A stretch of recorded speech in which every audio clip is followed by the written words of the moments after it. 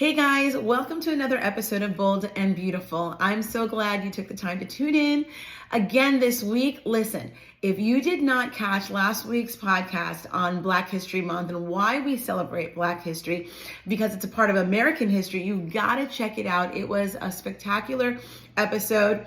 Again, not interested in tooting my own horn, and that it's because I had the most amazing guests.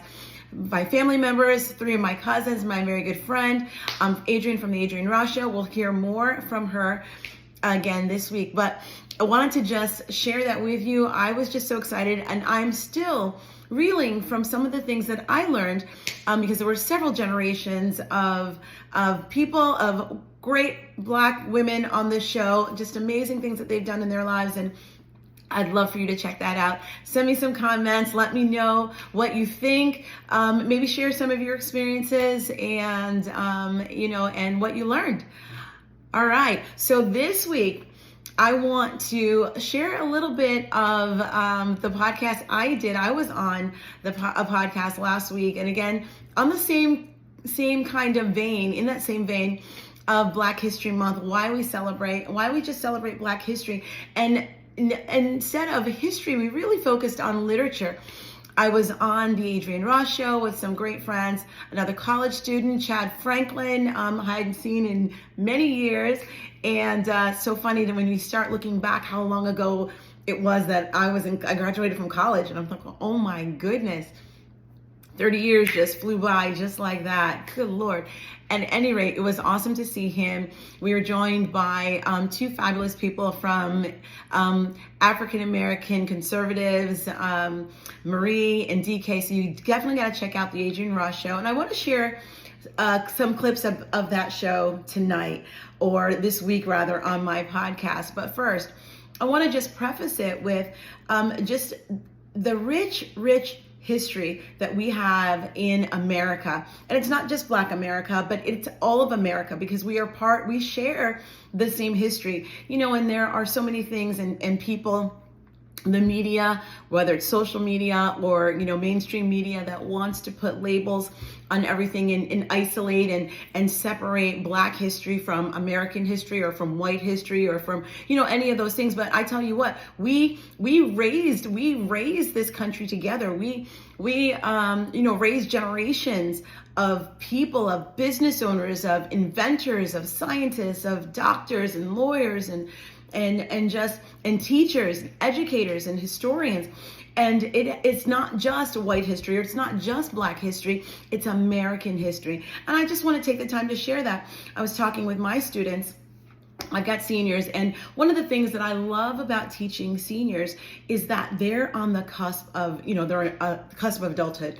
And they're getting ready to go out into the world, and they've got one foot in school, one foot in the, that K through 12 experience. And we're still, hooked to mom and dad, which is great. Don't get me wrong, because I've got three myself. And I tell you what, that was hard. The hardest thing to do is let them go. I'm still working on that, pray for me. Anyway, so there you've got one foot in, in that those adolescent years, and they've got another foot in the adult world, and some of them are working, and they're, they'll graduate with their associate's degree, which is amazing. I'm thinking, where was that in 19, something or other, when I graduated high school in the 80s? Man, that would have been spectacular, but we are born in the season that we're born in for a reason. And so, definitely got to be thankful for that.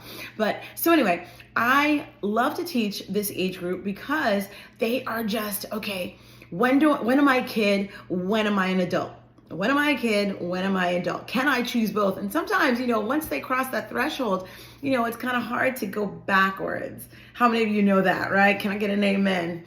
Every once in a while I'll try, and I am reminded that no, I'm an adult, and I've got to do adult things, and I've got to take responsibility, and I've got to get up when I don't feel like it. I've got to go to work. I've got bills to pay. I've got people depending on me, adult things.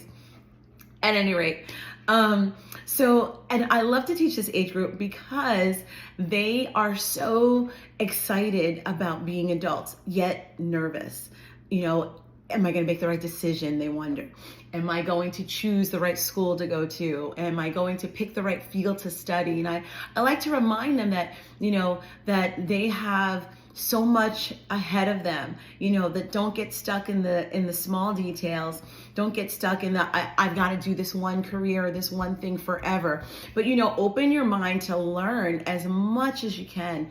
Learn as much as you can. Know about the real world. And sometimes, in school where, they're sandwiched in these four walls for 6 hours or more a day, and during doing their thing, playing sports and doing activities with clubs and it's fun. It's, you've got the prom, you've got homecoming, you've got grad bash, you've got all these wonderful events and programs that they're involved in, and just, having fun being a student and on that verge of being an adult. And I said, we're still learning as an adult. We're still learning, right?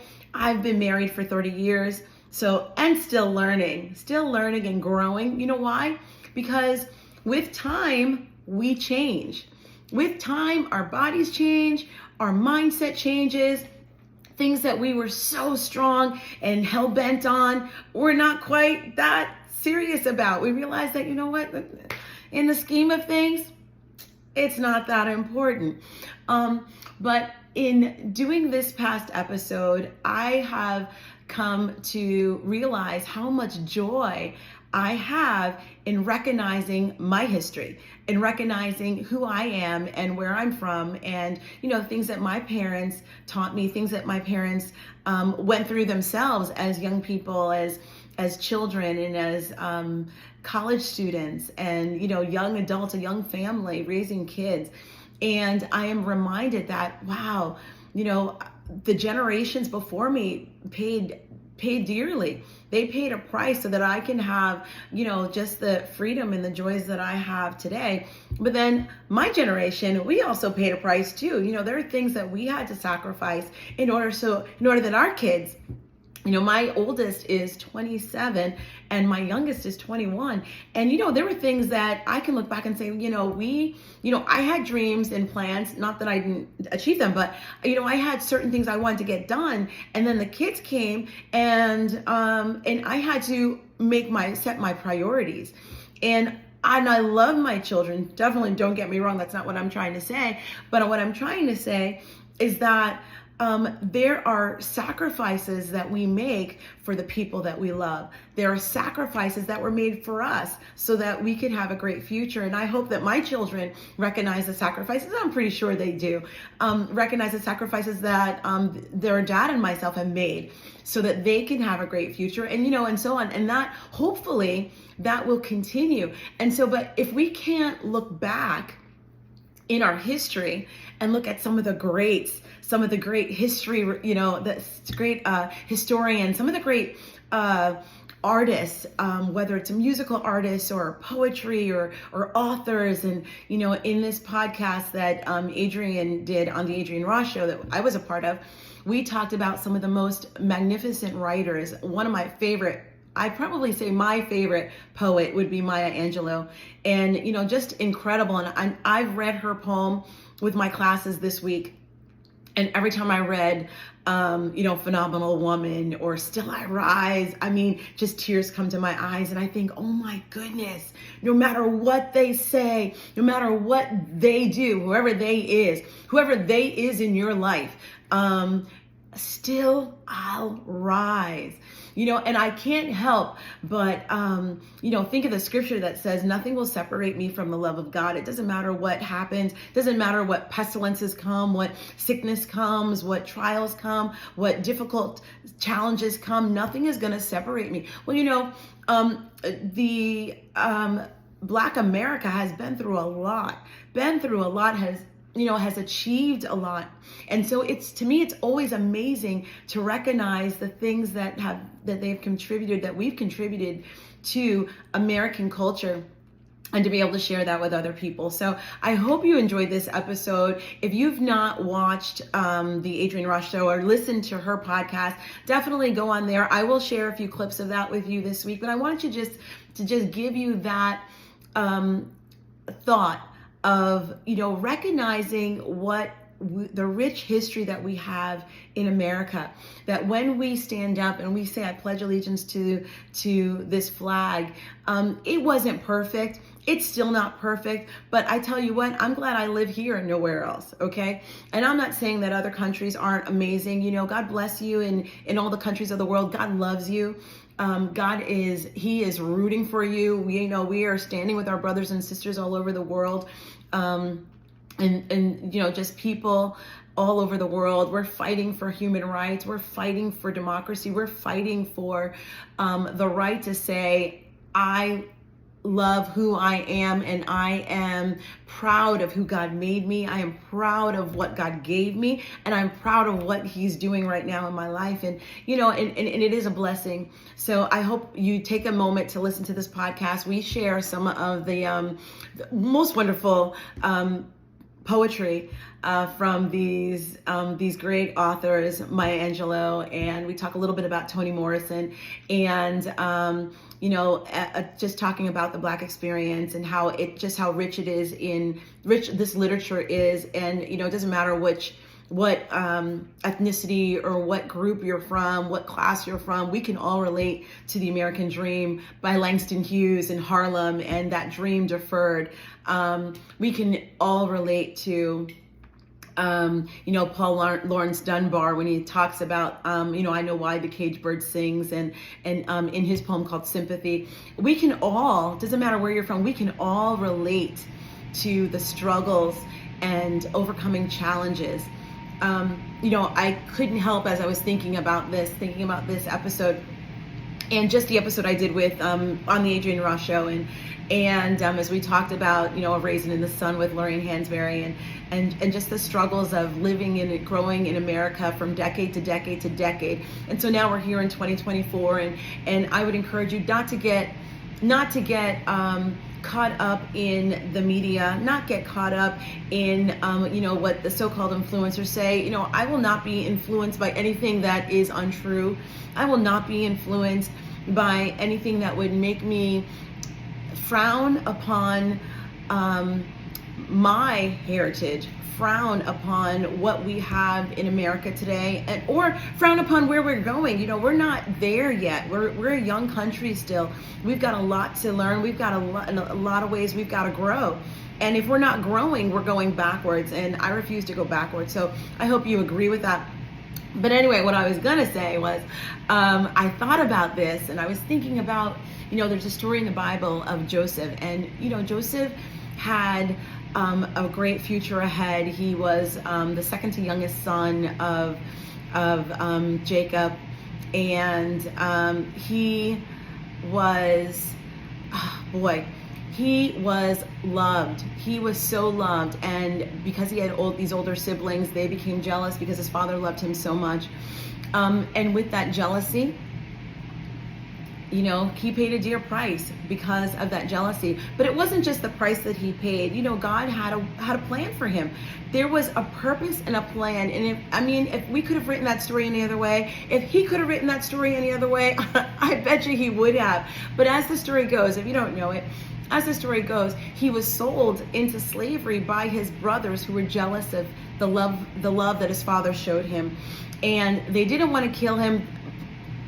All of them didn't want to kill him. He had a couple brothers that stood up for him and said, no, we can't kill him. Let's just sell him, because that's better. Let's just sell him. And so they sold him into slavery. And, God's hand was upon him the entire time. But he had to keep the right attitude. He had to keep the right attitude. I don't know that I could do that. I don't know that if I was in that same exact position that I would have made the right choices. But I thank God that there's a story that tells me that, hold your tongue, Kia. You don't have to tell everything all at the same time. You don't have to put everybody on blast all at this moment. Think about it, chew on it a little bit. Have some patience. Walk and live in peace. The Bible says to live in peace. So I don't know that I could have done it, but I do trust that God would have led me. Anyway, so Joseph gets sold into slavery, and he lands a job in Potiphar's house, this man called Potiphar. Well, Potiphar had a wife who was missing her husband, I guess, a little bit too much, and said, man, Joseph looks fine, okay? And went to, try to kind of put the moves on Joseph, and he was like, no, I'm not going out like that. I'm going to keep my hands clean. I love my master, if you will. I respect him. I, show honor where honor is due. I'm not in the best situation. I can't really get out of it now, but while I'm in this situation, I'm going to be honorable towards God, to myself, and to the person that I'm working for. And so he was really honorable towards Potiphar. So when Potiphar's wife rejected him, that put him in a lot of hot water, sent him straight to jail. So he was lied on, talked about, pursued, and trying to do the right thing, trying to get it right, having peace, being honorable, being respectful. It landed him in prison. And it was in his prison, in the time where he was probably, I would say, maybe at his lowest. I don't know, after your family sells you into slavery and then you end up in prison, how low can you go? He was still breathing. I guess that was good. But God gave him a gift, and the gift that God had given him was the ability to interpret dreams. And so while he was in prison, he was able to interpret dreams of those who were in prison. And and there's so many details to that story. So please go to your Bible and brush up on your story about Joseph and the dreams. And Joseph still had a dream, and he held on to his dreams. The Bible says that hope deferred makes the heart sick. And so God doesn't withhold things from us forever. He loves us. He loves us with an everlasting love, and he will work every situation for our good. We can look back in Black history and we can say, man, slavery was horrific, and it was horrific. And it's hard to picture how any human being could do what was done to the Africans that were brought over. My great ancestors that were brought to America against their will, and and it's horrific. And we can look at some of the the genocides that are around the world since, before and since, and mankind can be really just hateful and evil. But God has a plan. God worked it out for Joseph, and his obedience to God in the midst of his darkest hour set him up to save an entire nation. And I don't know what God has in store for you. I don't know. I'm still young. Hey, I don't know all the things that God has in store for me, but I do know that he has something in store because I'm still here. And if you're tuning in, then obviously you're still here, and he has a purpose for you. Well, Joseph ended up being second in command to the Pharaoh in Egypt. And I know he never imagined that he would have been in Egypt, but there was a purpose for him being in there, being in that nation, being second in command to the leader of that nation. He not only brought deliverance to the people of Israel and the people of and his family, but he brought deliverance to the people, to the Egyptians, when they would have been starving and in great famine. But God gave him a dream, and he was able to give instructions to Pharaoh. So it doesn't matter how you got to where you are or where you are right now. It matters what you're going to do with the moment that you have right now.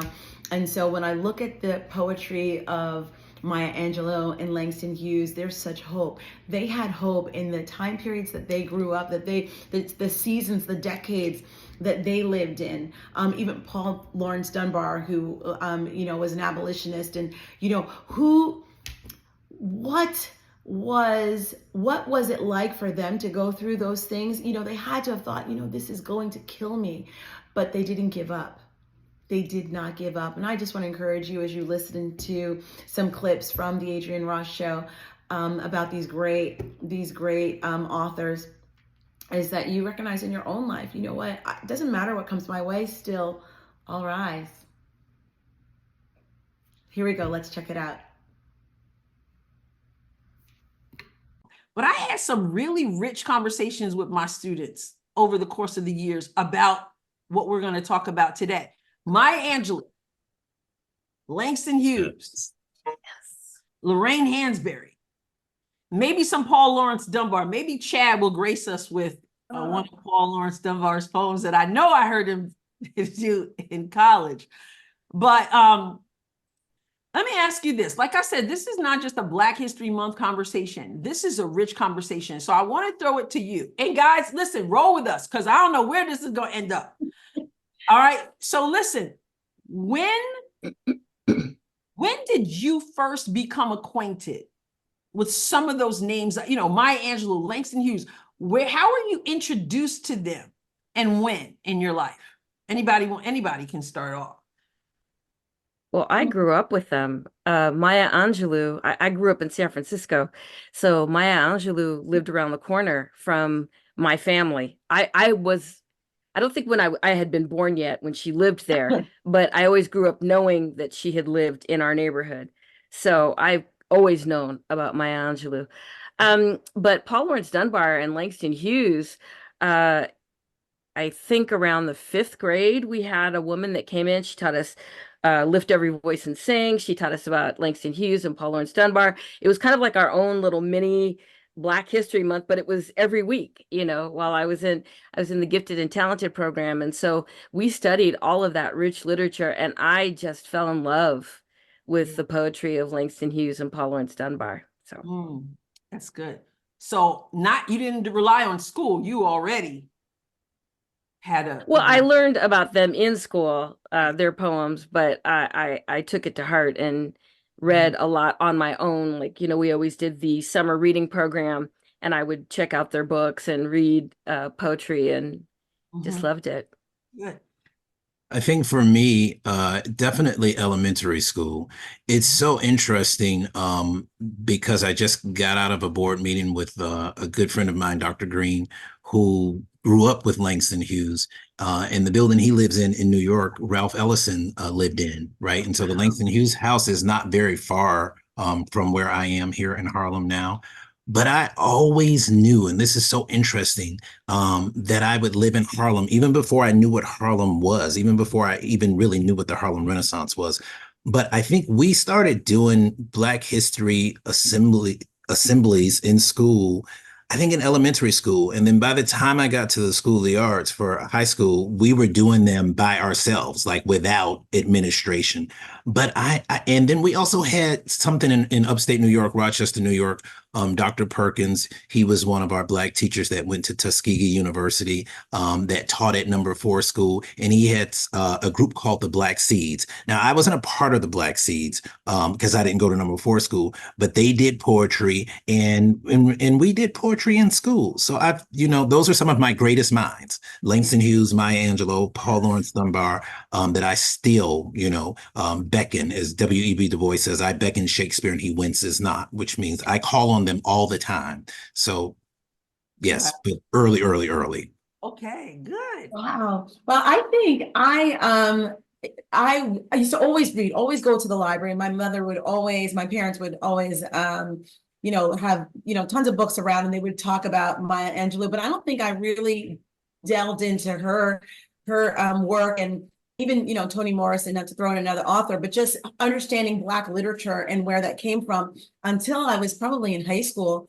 I grew up in upstate New York, so we didn't really have any programs. We really didn't celebrate it too much with Black History Month. That was all from our family reunions. So I think, I've done some poetry readings at our family reunions.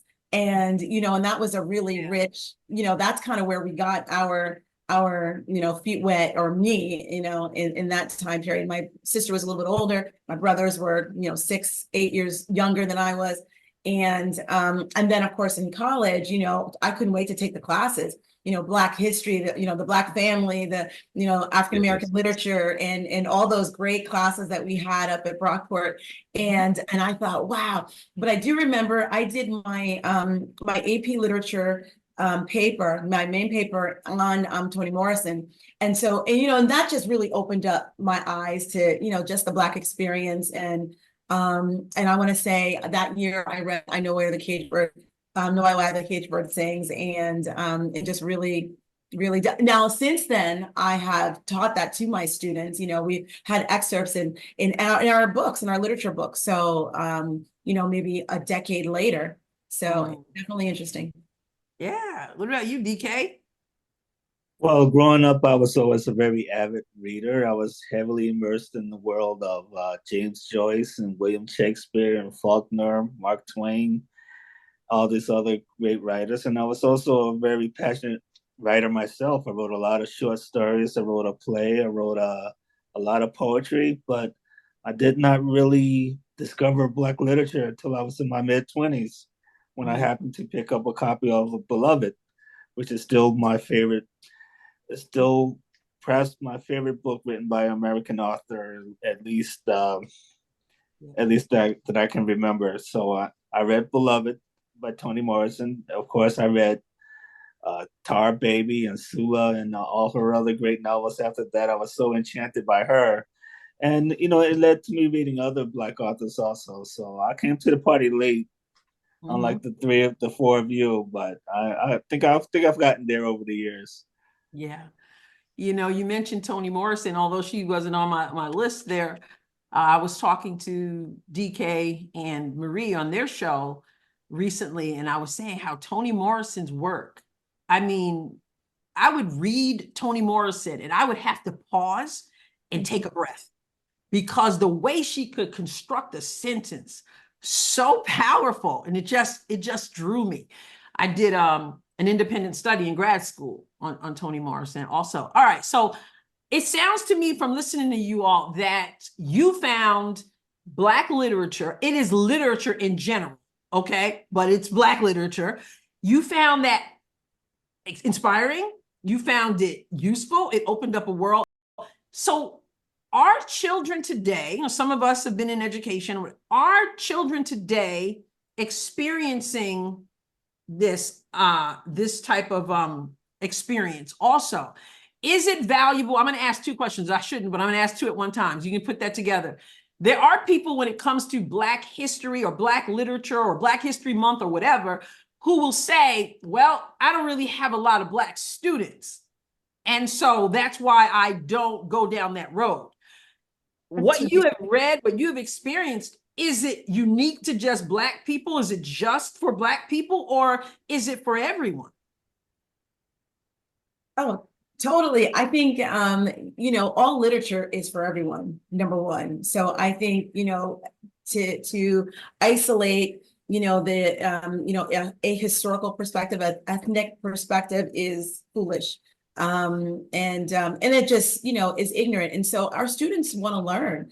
And when I introduce things to them that they've never heard, they are just, wow, I never knew that. I never heard that, and then they become interested. And if I don't do that, I'm not doing my job as an educator. So I think what is exciting for me when I share any kind of literature, but, when I share things that I know they haven't heard, like Black poetry, Langston Hughes and A Dream Deferred, and, or even parts of A Raisin in the Sun, and, even clips, if I use that, or A Phenomenal Woman, who could forbid, or, some of the poems that we were talking about that we had talked about previously, Adrienne, you have to act it out. You have to read. Yeah. You can't just read the poem. I don't know if that makes sense, but you have to get into it. And they're like, their eyes are wide, and I don't care how old they are, whether it's, I taught middle school for many years. And then, of course, and they're so easy to capture. But high schoolers, they kind of, it depends on the day sometimes, but they just, they capture the essence of what you're trying to say, and then they can understand it. So I enjoy that. Yeah. So what would you say, Chad, to the people who feel like, well, that's for the Black experience and I don't have anybody living the Black experience? Why should they do any of this? Absolutely. I would say Black authors, Black literature, particularly here in America, but not just in America, right? We read it's not even coming to me right now, the African author. But when you think in terms of Baldwin, right? Another Country, right? Like these characters are so amazing and so rich. And if you have any insight into New York City or Paris, right? It's tantalizing to the mind, right? And so it's an American experience, but it's a life experience too. I think when you tap into Toni Morrison, right, who has been taken to task, about her literatures only having Black characters, right? But that has not stopped, people from being interested in. When you talk about Alice Walker, right, and The Color Purple, I remember I was teaching literature at the community college in Rochester. I think it's the beauty when the other dancer is the self, right? There's an ability that Alice Walker has that takes us into that's universal, right? And so when you think in terms of the Invisible Man, right, Ralph Ellison, like this stuff is you know what I mean? It's amazing. So I would say that if you love literature, then you definitely want to read some of these authors because it's American, but it's universal as well. Anybody else want to chime in on that? I'll just say, I homeschooled our kids, my 3 children. And as we talked about on the show, one of the reasons was because I wanted to be able to teach Black history whenever I wanted to. I didn't want it contained to a month. And so it was sprinkled in everything we did. I remember vividly my daughter at a pretty young age falling in love with Ain't I a Woman? And wanting to do research about it. She wanted to know everything about Sojourner Truth. And she fell in love with the music of Marian Anderson. She is pretty musical herself, and she just fell in love with her music. So whenever there was an opportunity to sprinkle that in there, we always did. It was just a part of what we did. But I think, one of the things that I really enjoyed about homeschooling was that you didn't have to do things in a linear way. I think that by using literature, you can make something that's inaccessible to a group relatable because they immerse themselves in the story. And so you get to feel what that's like. Even if you can't relate to the culture yourself, if you're not someone that is, part of the Black community, it's still accessible because you can imagine you're involved in this world that, an author is constructed and painted for you. And so I think that it is literature for all of us, just like, I can relate to literature about cultures that I'm not a part of because an author has painted that picture for me. Yeah, that's good. Well, I'll just add that I think that African American experience is such an integral part of the American experience that you can't understand one without the other. It's like you can't talk about American literature unless you have an understanding of African American literature. It would be like trying to talk about basketball without mentioning African American players. And it is not just literature, it's our contribution to history, to science, to, for example, we did an interview about a year ago with a law professor who wrote a book on I think it was the 25 greatest Supreme Court cases in American history. And almost every case had to deal with the African Americans. One case had to deal with capturing escaped slaves in northern states. One was, Brown v. Education. There was a lot of civil rights cases. And if you read his book on civil rights cases, you understand that Supreme Court cases, you understand that the history of the Supreme Court has largely been a history of the Black people. And it's the same with literature. You can read Faulkner, who actually wrote a great deal about Black people, and all these other white authors, but if you don't read the Toni Morrisons, the Ralph Ellisons, the Paul Dunbars, and August Wilsons, and so forth, you're not getting the essence of American literature. So, I wouldn't separate the two; they belong together. I would piggyback on that, DK. Yes, I think it's just like music, right? So if you're having the full American experience, then African American music is a part of that. And so we know that in jazz because you see a lot of other cultures more than you even do see the African American culture, like playing jazz now and even listening to jazz, right? And so absolutely. But it was Chinua Achebe, Things Fall Apart, that I was thinking about the African experience. Yeah. Chad, you want to do that for us? I can. What happens to a dream deferred?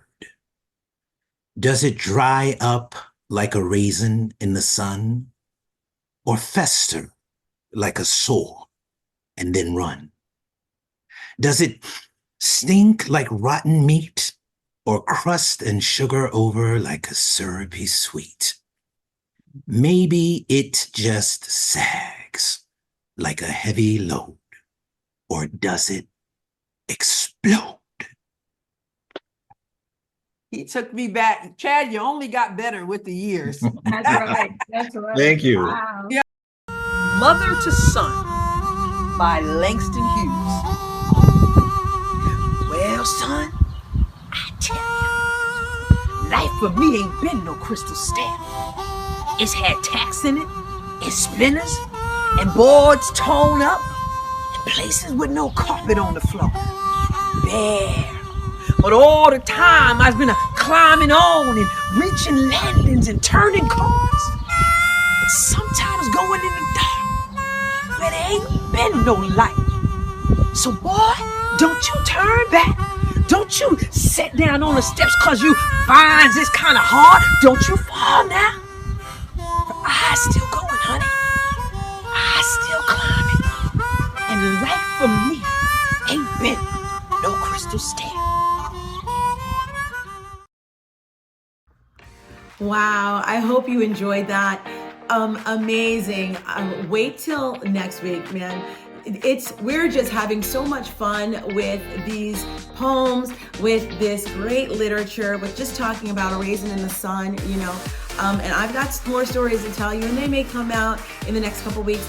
Next week, I've got an amazing episode I can't wait to bring to you. We're going to talk about growing up biracial in America, and my kids are going to join me, so I'm super excited about that. So until next time, look, if you didn't check out last week's episode on Black History, definitely check that out, and drop me a line. Let me know. Leave me some comments as you've listened to this week's episode. You know, definitely share some of the poems that you grew up with, maybe some of the things that, it doesn't have to be from Black literature, you know, maybe some of your favorite poems, or tell me what you think. Did you enjoy you had to have enjoyed Chad Franklin just laying it down in his rendition, or Adrian just laying that down with a little bit of Langston Hughes. So, you know, it's been tremendous. I'm so thankful for great friends and for family, and I hope you are too. So look, go out there, be bold and beautiful in all that you do, because God's got you.